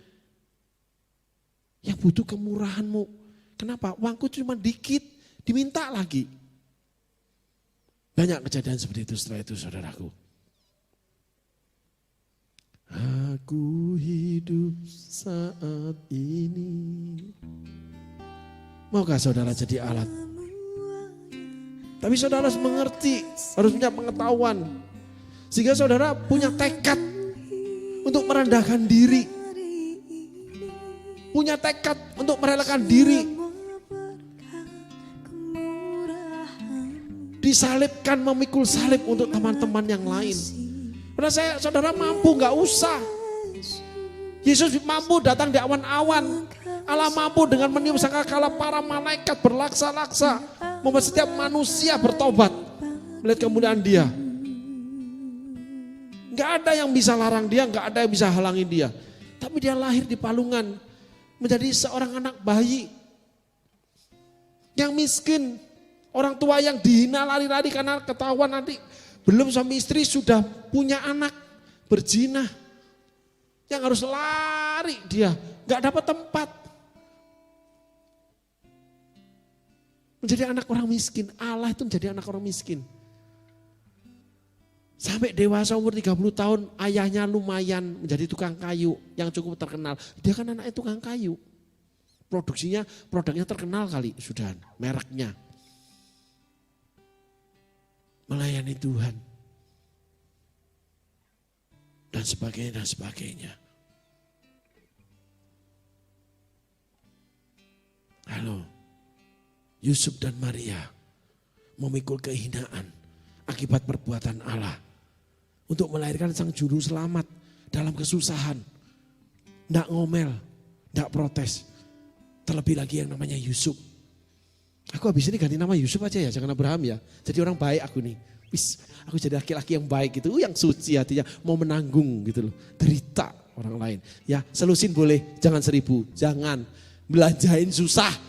1 aja udah ngabisin, 2 apalagi, 12. Gua jualan kolor nanti ini. Bercanda saudaraku, tapi ya niat sih ada gitu. Habis gua disate nanti ini. Yusuf menanggung malu. Bayangin perempuan yang belum disetubui. Udah keluar bayi nih, gak dapat virgin. Rugi gede tuh. Ceritanya nih kalau bercandanya zaman ini. Hah? Sudah melakukannya? Oh sorry. Nih enggak. Kehormatan saya sebagai laki-laki tuh gak bisa. Gak mau aku kan gitu. Sudah apalagi banyak laki-laki. Sorry. Enggak bisa. Mesti yang ori bro. Ori. Enggak mau aku. Gitu. Halo. Kesombongan. Yusuf enggak. Merendahkan diri. Menerima kehinaan. Bukan dia melakukan. Lalu terima barang bekas. Bekas melahirkan anak. Bayangin. Enggak ori. Itulah Yusuf. Ayah manusia dari Yesus. Siapa yang mau dipanggil menjadi Yusuf? Yang sanggup menanggung kehinaan. Buat menyelamatkan sesamanya. Akhirnya Yesus menjadi juru selamat. Karena seorang laki-laki bernama Yusuf yang menyelamatkan Maria, ibunya Yesus. Halo. Yuk lanjut. Kisah Ayub. Setelah Tuhan mengucapkan firman itu kepada Ayub, maka firman Tuhan kepada Elifas orang Teman, murkaku menyala terhadap engkau dan terhadap kedua sahabatmu, karena kamu tidak berkata benar tentang aku seperti hambaku Ayub. Ya, Tuhan itu aneh kan? Aduh jelimet, complicated, rumit, ruwet, gak tahu sudah Tuhan ini. Tadi marah-marah sama Ayub, ngata-ngatain Ayub. Sekarang ketemu temannya Ayub. Ngomong sama Elifas. Murkaku menyala terhadap engkau dan terhadap kedua sahabatmu. Karena kamu tidak berkata benar tentang aku seperti hambaku Ayub. Ayub disalahin diomong bener. Mau dari mana ini? Nak kacong. Itu Tuhan yang mana lagi? Kalau saudara punya hati seperti itu, punya pikiran seperti itu. Saudara itu tidak punya pengetahuan, tidak punya pengertian dan saudara tidak mau belajar. menjadi murid Tuhan. Kalau saudara cuma pandang selewat kisah Ayub, memang tidak banyak kisahnya. Ayub diuji cobai, setelah itu diberkati. Aku diberkati, aku dilimpahi, itu saja. Itu Ayub sudah. Tapi kalau saudara gali lebih dalam, di dalam perspektif pandangan Allah, di dalam karakter daripada Ayub, lalu kita masuk ke dalam karakter Allah yang complicated, saudara bisa menggali jauh lebih dalam yang namanya kasih sesungguhnya. Terus saudara mulai diingatkan oleh kisah-kisah tokoh-tokoh yang lain. Sebagai studi banding saudara. Saudara baru tahu, Elifas itu ngomong benar bela Tuhan. Malah disalahkan. Saudara yang berusaha bela Tuhan toh, hati-hati loh, kamu bisa salah loh. Kalau tanpa kasih, tanpa merendahkan diri, mau belajar, memutuskan, membuat perkara, karena punya pengetahuan yang benar, punya pengertian yang benar, yang ori dari Tuhan. Walaupun kamu dapat namanya KW, dapat barang bekas, menanggung hinaan malu karena seseorang, perilaku dia yang menjijikkan, yang merepotkan, yang jadi beban atau dan sebagainya dalam hidupmu. Tapi kamu tetap pikul itu demi menyelamatkan dia. Itulah Yesus lakukan, itulah Yusuf lakukan. Ayub untuk dirinya, Musa untuk umat Tuhan, juga untuk Tuhan. Beda 4 karakter ini. Ayub terlihat soleh, tapi sesungguhnya dia tidak soleh di hadapan Tuhan. Terlebih lagi Elifas yang bicara firman, kata-kata bijaksana, ngomong tentang perumpamaan, wah dirinya dan sebagainya apa yang dia perbuat. Sangat luar biasa Elifas. Tapi coba kita lihat ayat firman Tuhan, apa yang Tuhan katakan? Yuk kita belajar. Murka aku menyala terhadap engkau dan terhadap kedua sahabatmu karena kamu tidak berkata benar tentang aku seperti hambaku Ayub. Yang salah malah dibenarkan. Ayat selanjutnya. Oleh sebab itu, ambillah 7 ekor lembu jantan dan 7 ekor domba jantan dan pergilah kepada hambaku Ayub. Lalu persembahkanlah semuanya itu sebagai korban bakaran untuk dirimu. Dan baiklah hambaku Ayub meminta doa untuk kamu. Stop. Apa-apaan dalam sidang, wah dicerca. Saudara mungkin merasa aku ini terus dicerca, disalahkan aku, salah-salah dan sebagainya. Tapi pada satu titik Tuhan kan bela saudara di hadapan manusia. Karena sebenarnya yang Allah salahkan adalah karakter Ayub yang sombong, yang tidak punya pengetahuan pengertian, berani ngomong. Allah ingin Ayub lebih mengenal dia dulu, baru kamu berperkara dong. Kamu cuma asal ngomong, cuma melayani tanpa kenal Tuhan. Terus kamu bicara tentang pelayanan, ya kamu harus kenal dulu Tuhan ini yang kamu layani. Bukan pelayanannya, apalagi soal duit. Naif banget cuma untuk memenuhi kebutuhanmu, untuk memenuhi kebutuhan sekolahmu, kamu melayani. Karena dibagi, dibayarin. Kamu tidak pernah bisa punya pengetahuan pengertian yang benar. Kamu tidak pernah bisa rendah hati. Itulah Ayub. Elifas lebih celaka lagi. Tidak berkata benar tentang aku. Seperti hambaku Ayub. Kamu harus berikan korban, lalu Ayub yang harus berdoa untuk kamu. Baca selanjutnya. Karena hanya permintaannya lah yang akan kuterima. Stop. Karena hanya permintaan Ayub yang kuterima. Bayangin Ayub dicobai. Setelah dicobai dia setengah salah sama Tuhan. Elifas itu bela Tuhan, tapi Elifas yang akan dihukum sama Tuhan. Ayub berdoa, baru aku tidak aniaya kamu. Gila loh. Supaya aku tidak melakukan aniaya terhadap kamu. Gila lu digebukin sama Tuhan lu. Lu bela Tuhan digebukin, ini dari mana gak complicated. Tapi kita belajar piece demi piece firman Allah ini. Apa sih yang diterangkan Alkitab ini? Kenapa Ayub kok dibela? Karena Ayub itu salah karakter aja dalam pengenalan akan Tuhan. Elifas berkata tidak benar tentang Tuhan kepada Ayub. Jadi kesalahan terhadap manusia jauh lebih besar hitungannya daripada kesalahanmu terhadap Tuhan. Halo. Sehingga Daud dihukum berat gara-gara apa? Membunuh Uria. Bukan saya yang namanya netralisir perzinahan dengan Batseba, enggak. Karena kamu ingin memiliki sesuatu, kamu rebut, kamu bunuh pemiliknya.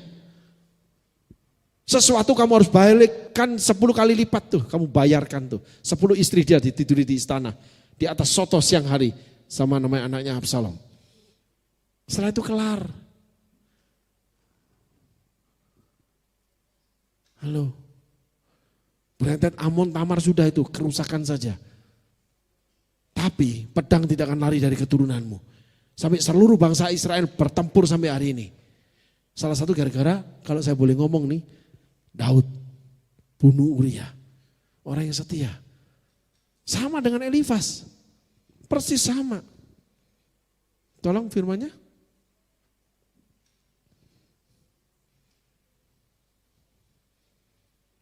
Coba.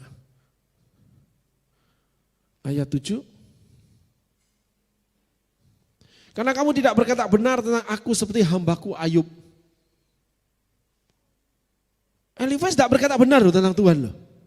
Ayub tidak punya pengetahuan benar. Berkata-kata tentang mujizat Tuhan. Lalu memutuskan tanpa pengetahuan. Ini kamu tidak berkata benar tentang aku. Padahal bela Tuhan loh ngomongnya. Coba saudara pelajari sendiri. Ayat 8.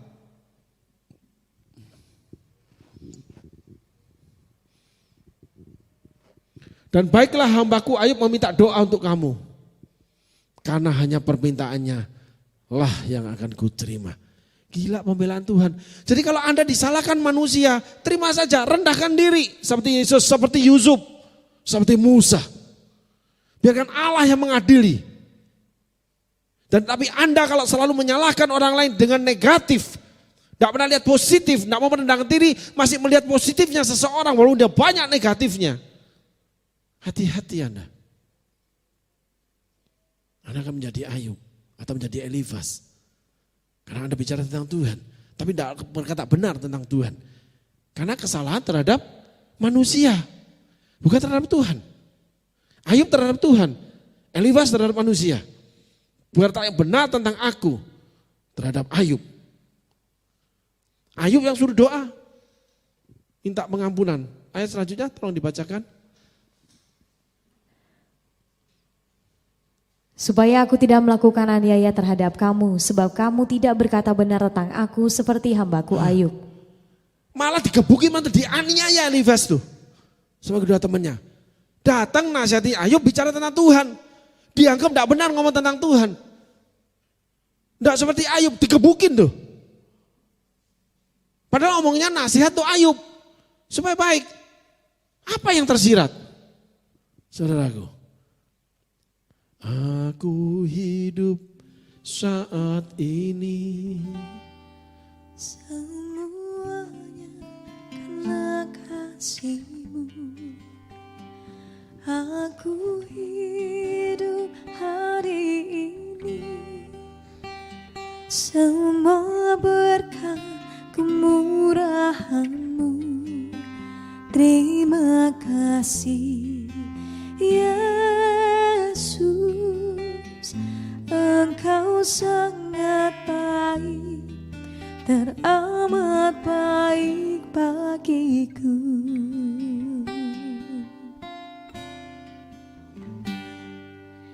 Kau hiasi kehidupanku dengan kemurahan-Mu. Kau rancangkan masa depanku penuh dengan harapan.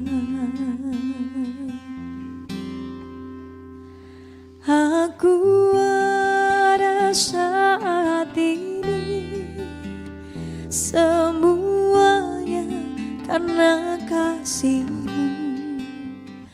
Aku hidup hari ini semua berkat kemurahan-Mu. Terima kasih Yesus, Engkau sangat baik, teramat baik bagiku.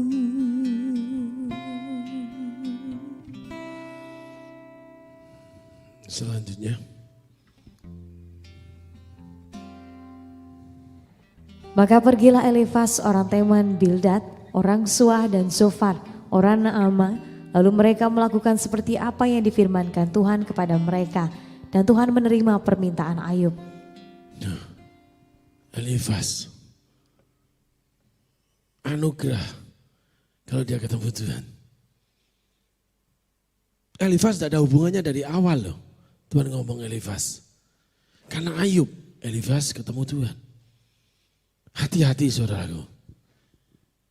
Terkadang seringkali Tuhan pakai orang yang hina. Untuk mempermalukan yang mulia. Yang bodoh untuk mengalahkan yang pintar dari dunia. Yang tidak berarti, meniadakan yang berarti dari dunia. Seringkali saya mendapatkan satu hal saya belajar. Jadi orang miskin memang susah saudaraku. Jadi orang miskin itu seperti iblis.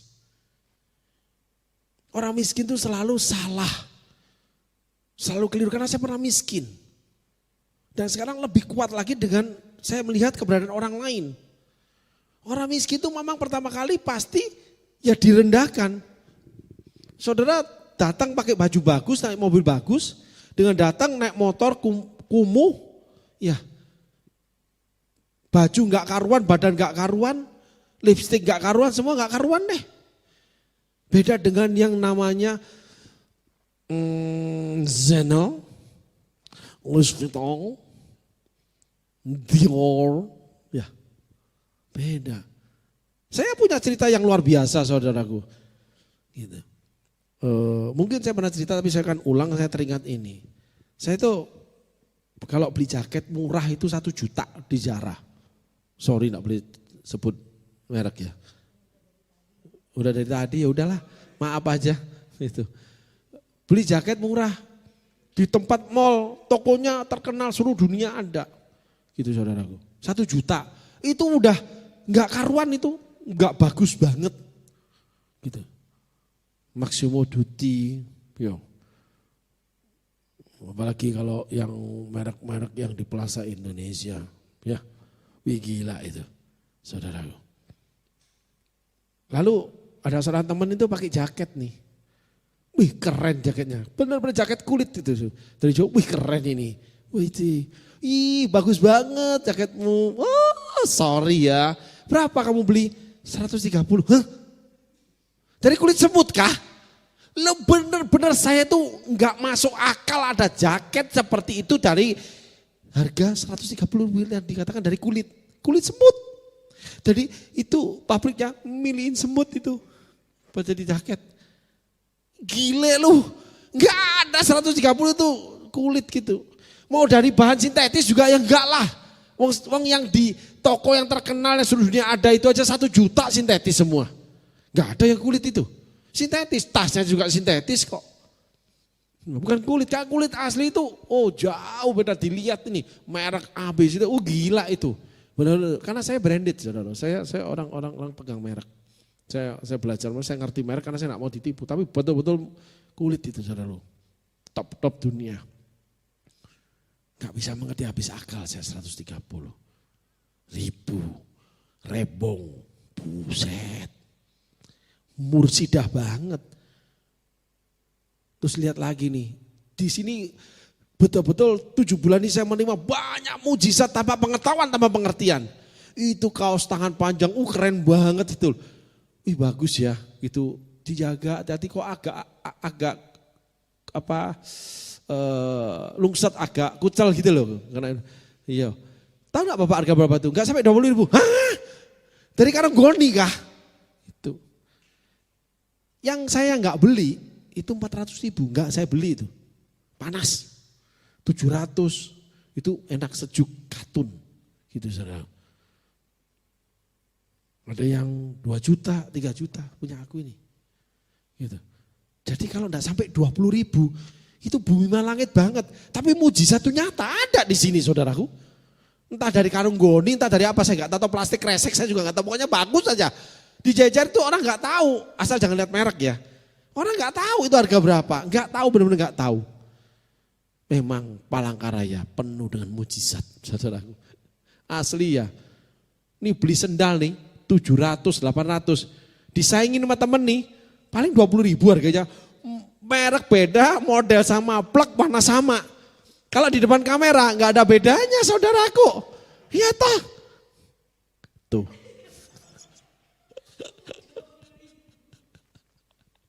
Ya amplop saya ini. Makanya langkah pertama saya mencari makan 12.000. Itu banyak saudaraku di Palangka ini. Saya tuh nggak ngerti kalau ada makanan itu. Murah-murah saudaraku. Enak-enak. Makan kenyang, benar kenyang saya. Biasa saya makan tuh diajak teman-teman sini nih, teman-teman lama nih. Wah, sekali makan 200, 300 tuh nggak apa-apa. Satu porsi 40, 50 ribu itu sudah murah itu. Karena saya di Jawa lebih mahal, 60, 70, 80 kadang satu porsi. 90 lebih. Sekali makan 200, 150 itu sudah kami makan. Itu setiap hari saudara. Maka jajan saya 500 ribu buat makan doang nih. Kopi aja 50 ribu. Gitu. Di sini itu 17 ribu tuh sudah satu tumbler gede itu saudaraku. 2 itu udah muntah-muntah kita ini. Gitu. Gile benar-benar. Itu duduk pagi sampai sore gak masalah itu saudaraku. Isi air, isi segala gak masalah itu. Gila benar-benar. Mujizat itu nyata di Palangka. Saya belakangan benar-benar Tuhan berikan pengetahuan tentang hal-hal mujizat dengan namanya Presley. Harga yang luar biasa. Presley. Wih, lihat gini. Jangan mahal. Sebentar Bapak lihat harganya. Ini 12 ribu. Hah? 12 ribu. Kayak begini. Buset. Gua makan 10 piring juga mau nih. Enak saudaraku. Bukan gak enak loh. Gak kalah dengan yang mahal. Saudaraku. Ternyata mereka punya pandangan ilahi di sini. Karena kantongnya kantong ilahi saudaraku. Jelas itu jelas. Kalau orang tahu tempat murah, pasti dia itu murahan. Pasti saudaraku itu namanya udahlah. Gak bisa gaya doang pakai sepatu putih, sendal putih, baju putih, jaket segala macam. Harganya ya ampun. Mujizat itu nyata saudaraku. Baik. Tapi di sini Tuhan buka mata saya. Orang miskin bisa bahagia. Bisa nampang, bisa nampil. Cuma tinggal pulangnya atau perginya.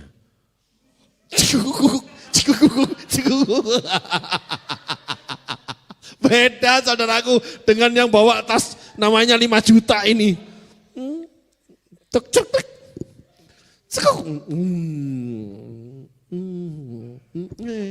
Gitu. Ini cukup masih pakai gini. Jas hujan. Hati-hati jatuh ya, hujan. Iya deres, muka ini basah, kacamata basah, sepatu itu dimasukin kresek, nggak pakai sendal. Ketahuan deh lu. Masuk ke tempat kita nangkring, gak ada yang tahu. Wih keren-keren nih. Wih jejer 5-6 orang 7 orang semua keren. Rambut merah, kuning, hijau, ada semua. Minum kopi, ada semua, ada. Gua tunggu lu hujan ya. Habis itu gua jajak pulang lu. Apa enggak cekek nanti. Kenapa? Pak, lupa isi minyak. Tahu saudaraku, ada lagi. Kalau mau bayar parkir nih. Ada enggak? 2.000. Bayar parkir aja enggak ada. Ya ampun saudaraku. Makanya saya di Kecipir bayar bulanan parkir itu. Tolong beli makan malam ya. Dah beli ayam dulu, kita beli ayam aja deh, makan ayam. Datang, lu kenapa gak beli? Gak ada uang. Hah? Cuma ayam 11.000 itu loh, gak ada uang. Wih gayanya usi tampan, sepatu putih, kaos tangan panjang, wih pegang sound, pegang media, laptop, klak-klik. Wih gayanya, cewek datang langsung, wih si abang luar biasa ini. Apaan ini si hitam, bukan si abang ini namanya. Kantong keseterwet semua. Coba bayangin, kumpulan saya itu rumput semua saudaraku. Nggak ada gandum, gitu loh. Rumput digigit itu pedas, dimakan nggak bisa, jadi kuda saya nanti. Coba bayangin. Tapi, saudaraku, kalau bicara karya, yang pegang setir bulet, gak bisa menang sama mereka hari ini. yang roda 4, tidak bisa menang. Saya jujur mengakuinya. Mau bagaimanapun juga, mereka punya karya di dalam pelayanan ini. Waktu sebelum si miskin ini diberikan kesempatan, si kaya pegang, urusannya banyak. Enggak selesai-selesai saudaraku. Wah banyak rewel, banyak ini udahlah susah ngaturnya. Udah uang gede banyak keluar, kita banyak bermasalah. Tapi ketika si miskin diberi kesempatan, semakin hari semakin ringan melangkah. Semua itu berjalan smooth, enak jadi semua. Klik jadi, klik jadi. Gitu. Ternyata si miskin itu tidak miskin hati. Mereka berkarya, mereka berjuang. Membuat pelayanan ini hari ini sangat elok on airnya. Walaupun mungkin cuma 1 gitar, 1 WL. Tetapi demikian rata jalan yang kita tempuh. Tidak jalan rusak lagi. Sehingga engkau yang di sana, jangan pernah merasa kecil. Apa yang kamu punya? 5 ketur roti, 2 ekor ikan, sisa 12 bakul. Dari seorang anak kecil. Anak kecil tidak punya apa-apa, tidak bisa beli apa-apa. Bahkan pasti diberikan sama orang lain. Orang tua, saudara, atau teman. Karena anak kecil tidak bisa produksi untuk dirinya. Tetapi ketika Yesus mendatangi dia, dia berikan apa yang ada di saku dia, kantong dia mungkin, atau di kresek dia kecil. 5 ketur roti, 2 ekor ikan. Mungkin dia cari nemu di mana atau dia diberi apa, saya nggak tahu. Tapi ditulis anak kecil. Tapi dia nggak bermasalah itu. Kerja nggak pernah rewel, nggak tersinggung, diarahin gampang. Kalau disuruh itu pasti plek nurut. Minta maaf itu sudah kayak sumur aja. Yang setiap hari dicedok juga ada airnya. Semua serba indah. Karena anak kecil ini yang cuma 5 ketur roti loh, bukan daging. Seperti burung gagak Elia. Tapi membeli makan 5.000 orang laki-laki. Bahkan sisa 12 bakul. Buat kita hari ini. Teamwork saya, kru saya. Bukan orang berhasil. Pun bukan orang kaya. Orang yang masih membutuhkan sangat banyak untuk hidupnya. Tapi pelayanan ini berjalan bersama mereka. Yang saya tidak usah lelah lagi. Ngurus segala sesuatu. Yang tahu saya berdiri di sini, saya ngomong. Saya khotbah, saya ngajar. Saya bicara firman Tuhan. Yang lain gak ada bagian saya. Urusan dari namanya ke dinas, listrik, semua bersihin rumah. Gak ada lagi kata jengkel. Gak ada kata marah. Gak ada kata itu yang gak benar. Enak banget. Hati orang-orang miskin yang mau merendahkan diri. Yang mau belajar. Yang mau menerima. Untuk direndahkan. Yang menurut saya hari ini menjadi berkat. Walaupun pohon itu mungkin tumbuhnya miring, tidak sempurna. Karena mungkin masih kurang, belum punya apa-apa. Tapi sudah memberikan yang terbaik buat Tuhannya. Sehingga singa pun dapat naik ke atasnya dan bertengger di atasnya untuk mengawasi kawanan. Tuhan Yesus berkati. Thank you guys. Ciao.